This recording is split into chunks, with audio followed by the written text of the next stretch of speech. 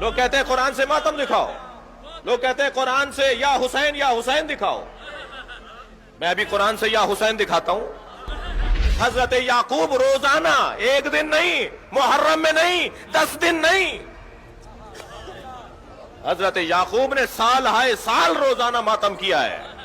और किसका मातम किया? जिसके जिंदा होने का यकीन था। ये नहीं कहा जाएगा कि जिंदा हो जावेद का मातम नहीं करते हैं। ये हजरत यूसुफ जिंदा है ना। हजरत याकूब क्या कह रहे हैं?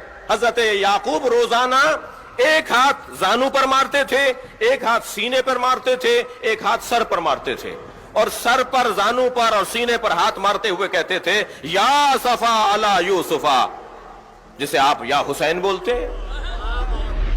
कुरान की आयत सुना रहा हूं ना मैं आपको। या असफा अला यूसुफा, या असफा अला यूसुफा, हाय मेरे यूसुफ, हाय मेरे यूसुफ, या यूसुफ, या यूसुफ। कौन? जो अभी जिंदा है, जिनके जिंदा होने का यकीन है।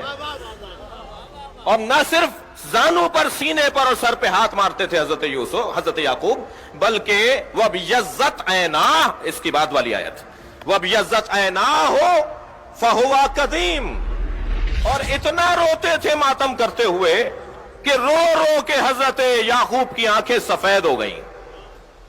और कुरान क्या कह रहा है? फहुआ कदीम। सिर्फ एक ही बात तो सामने आती है, सफाए तारीख को पलट कर देखिए। जिन्होंने याकूब के बेटे हजरत यूसुफ को कुएं में डाला था, वो सामने नजर आ रहे होते थे, तब भी मातम करते थे और बर्दाश्त करते थे। भाई गौर करें,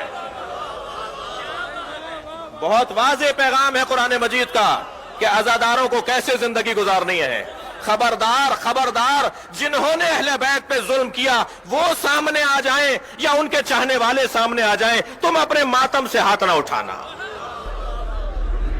मैं मातम का शदीद तरीन मुअय्यिद हूं।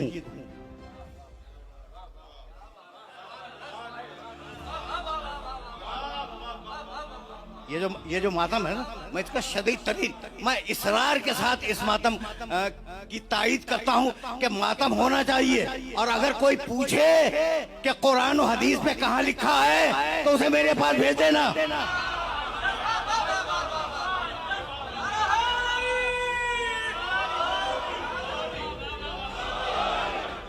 मैं शदीद तरीन मुअय्यदीन में हूँ मातम के।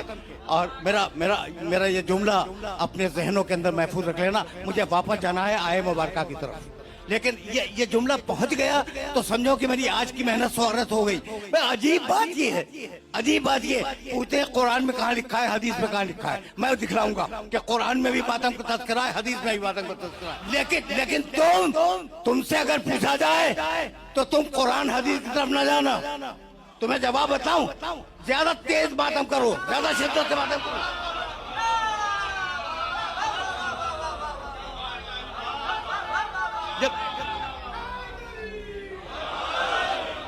जब मातम पे एतराज हो तो ज्यादा शिद्दत के साथ मातम करो, इसलिए कि वो हाथ जो तुम अपने सीने पे मारते हो ये हकीकत में तुम्हारे सीने पर नहीं जाता, यजीद के मुंह पे तमाचा बन के लगता। सूरह दारियात है, सूरह नंबर 51 है, आयत नंबर 29 है, 29 नंबर आयत है ये 51वें सूरे की, ताकि सब लोग अपने अपने 28 और 29 दो आयत को ज़हन में रखिएगा। वबश्शरूहु बिग़ुलामिन अलीम। जब एक मर्तबा कौम लूत पे अजाब करने के लिए बहुत से मलाइका नाजिल हुए तो अल्लाह ने कहा जब मेरे इब्राहिम को बुरी खबर दोगे कि कौम लूत पे अजाब नाजिल होने वाला है तो उन्हें बहुत गम होगा कि हमने इतनी तबलीग की, उसके बावजूद पूरी की पूरी कौम पे अजाब नाजिल हो रहा है, तो उन्हें एक बशारत भी दे देना। तो एक मर्तबा मलाइका नाजिल हुए और एक मर्तबा जब सब के सब आए, जनाब इब्राहिम खलील खुदा थे, बगैर मेहमान के खाना नहीं खाते थे। देखा कुछ मेहमान आए हैं, फौरन बुलाया, कहा कि बैठ जाइए। उन सब ने हाथों को रोका हुआ था। तो तफसील है, एक मर्तबा कहा कि क्या बात है, कहा कि हम फरिश्ते हैं, खाना नहीं खाते, इंसान की शक्ल में आए थे बस्ती से गुजरते हुए, क्योंकि अल्लाह ने खास पैगाम भेजा है, हुलिये में नहीं आए हैं, फरिश्तों की असल सूरत में नहीं आए। वबश्शरूहु बिग़ुलामिन अलीम, बशारत देने के लिए आए थे। उन सब फरिश्तों ने बशारत दी कि अल्लाह बहुत इल्म वाला बेटा आपको अता करेगा। फ़अक़बलत इम्राअतुहु, एक मर्तबा जनाबे इब्राहिम अलैहिस्सलाम की ज़ौजा जनाब सारा, जो उस वक्त बहुत ज़ईफ हो चुकी थी, ज़ईफुल उम्र थी, 90 बरस से ज्यादा हैं जनाब इब्राहिम, پہلے بیٹے ہو چکے ہیں, جناب سارہ سے جناب اسحاق ہیں. تو جیسی جناب سارہ آئیں دیکھا تو کیا کیا, قرآن کی آیت ہے فَأَقْبَلَتْ امْرَأَتُهُ فِي سَرَّةٍ فَسَكَّتْ وَجْهَهَا, انہوں نے اپنے چہرے کو پیٹنا شروع کر دیا. نہیں پہنچا پا رہا ہوں بات کو. ہمارے بہت سے لوگ, ہمارے بہت سے مسلمان ماتم نہیں کہتے ہمارے ماتم کو, وہ کہتے ہیں یہ پیٹ رہے ہیں. تو میں نے اسی لیے ترجمہ وہی کیا ہے جو سب کے لیے قابل قبول ہو. ہم سینے کو پیٹتے ہیں, چہرے کو پیٹنا بہت زیادہ اذیتناک ہوتا ہے. جناب سارہ نے چہرے کو پیٹنا شروع کیا کہ عجوز عقیم, میں بانجھ ہوں, بوڑھی ہو چکی ہوں, اب بچے کو پالنے کی ہم میں طاقت نہیں پروردگارا, اب اس بڑھاپے میں بچے کو کیسے پالیں گے.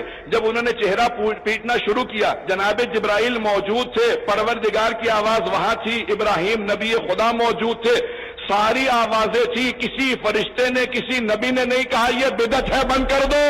سینے پہ ماتم کرنا کم تکلیف دہ ہوتا ہے چہرے کے اوپر, اور وہ اس بڑھاپے میں.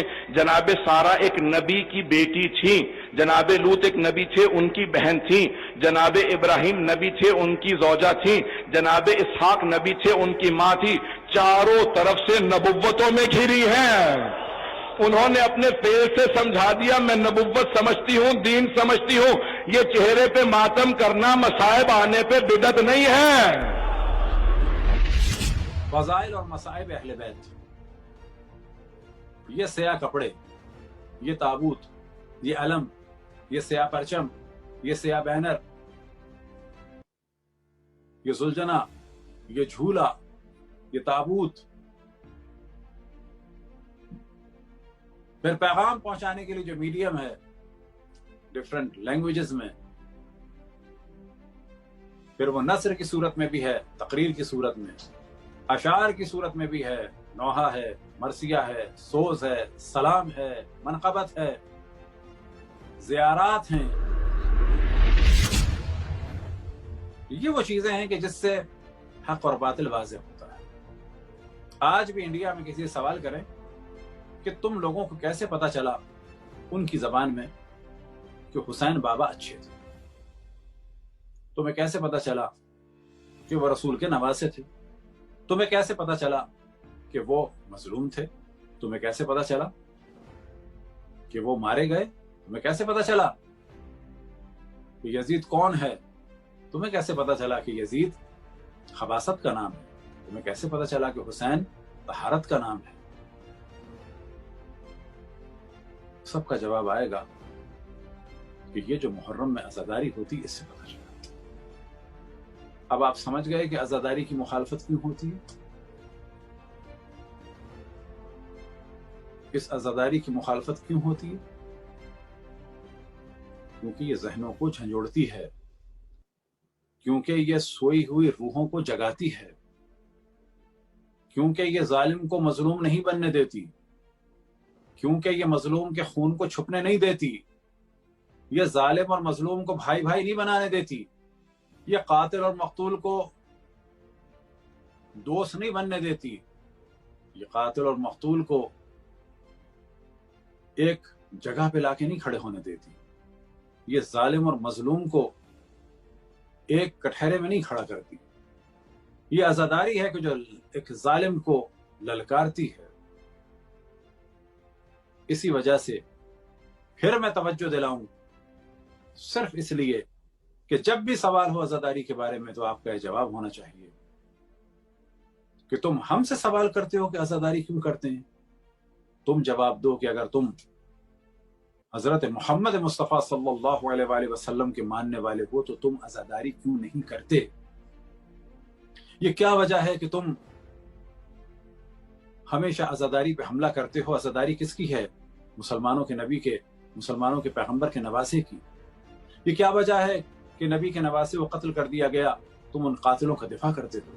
یہ کیا وجہ ہے کہ نبی کے نواسے کا جو دفاع کرتے ہیں ان پر ہوتے ہیں تم ان کو قتل کرتے ہو؟ یہ کیا وجہ ہے کہ رسول کی نواسیوں کو جنہوں نے اسیر کیا تم ان کا دفاع کرتے ہو؟ یہ کیا وجہ ہے رسول کی نواسیوں کا جو ذکر کرتے ہیں جو ان پر روتے ہیں تم انہیں قتل کرتے ہو؟ یہ کیا وجہ ہے کہ تم رسول کے نواسیوں کا ذکر نہیں کرتے؟ یہ جو پیر ہوتے ہیں ہمارے جعلی ٹائپ,